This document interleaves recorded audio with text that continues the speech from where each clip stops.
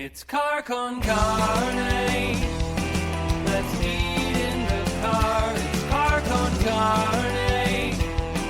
And now here's the star of our show, James Van Alstyne. Is it never not funny? Excuse the double negative.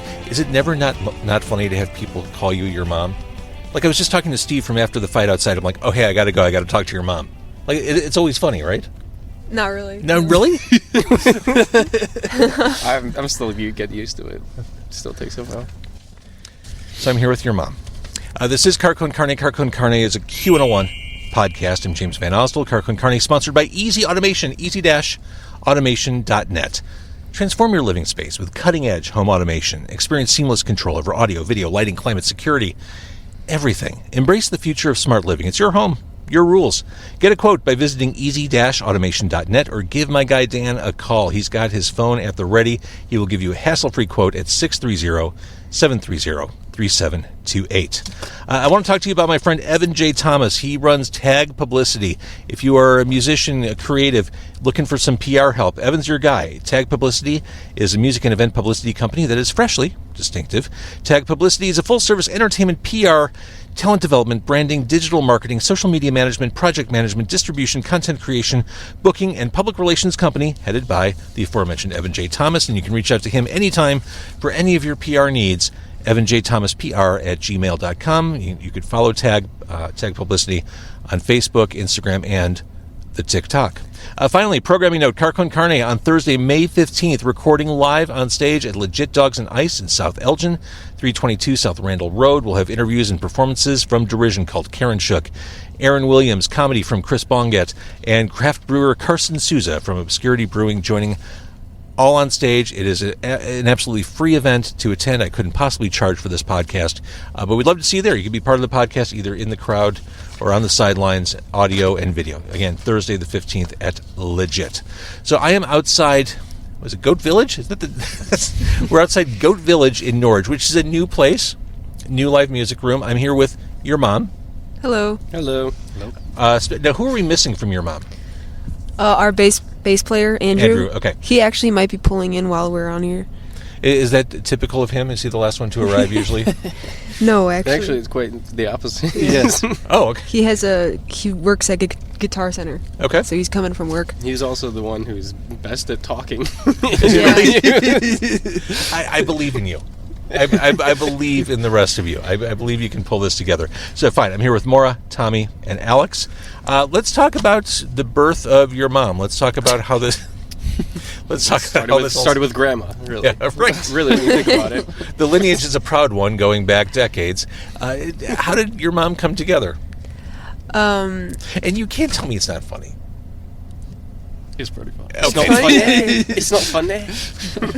It's cute. So your mom started, I was, I guess, a junior in high school. Maine South, we all went to Maine South. Okay. Maine South had a guitar class, and I met our first guitarists there and our first drummer. And then our drummer knew Andrew. He played bass with him in another band, and so then he's like, oh, I have a bassist, and so then Andrew came in. So it kind of was like that started. We were just jamming, nothing serious. And then we started to get a little more serious, I guess, my freshman year of college, and we recruited Alex, and then 2 years ago we recruited Tommy. And it seems you're getting a lot of word of mouth momentum. I've been hearing about you. Like, everyone who sees your mom, like, praises your mom. Really? I think so. Well, that's good. What's the Highland Park thing you won? Oh, Bitter Jester. Yeah, I mean, that was a good thing. Mm-hmm. That was a nice boost because you won that. Mm-hmm. That's amazing. Thank you. I know a lot of bands compete for that. So let's talk a little bit about some of the music. You've been spraying some songs out there. Lava Lamp is the latest single, correct? Correct. Now, a Lava Lamp is a distinctly 60s and 70s type item, and I think musically you kind of hit that same era with the approach here. That's good. Fair to say? I mean, for people who are talking about, starting a band right out of high school recently, to tap into those sounds, I think it's pretty cool. Thank you. Thanks. How did that song come about? Um, And do you want to wait for Andrew? I'm kidding.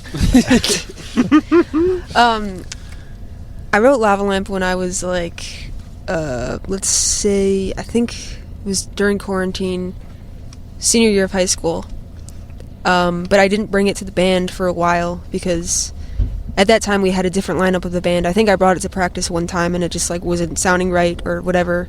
And so then I finally, when I was really comfortable with these guys, brought it in because I felt like we could, in this group, do it justice. I waited for several years. I mean, that was my senior year of high school, and now I'm 20. I'm going to be 23 next week. So, And you hear about this a lot, about musicians who will sit on an idea or a song, like, they never go away for good. Like, you just tuck them away, and maybe there's a time to press them into service, and that's what happened with this song. yeah, I think so. It almost like didn't even end up on our record too. It was like It was Alex who said I think it should be on the record. yeah, it's like one of my favorite songs that we have. Just I think you were talking about maybe holding it off for another album For like a concept kind of album idea, but we're nobodies right now, so why would we wait for a concept album? So Alex, that was a good call. Thank you. You're somebody, you're sitting in a stranger's car in Norwich. You're playing a venue that has poker machines to the side of the stage. I think Hell you've yeah. arrived. This is it. This is We what stardom are looks here. like. Just ask Fall Out Boy. This is what it looks like. It doesn't get better than this. It can't possibly get better. Oh, but wait, it can. I've got snacks. Sweet.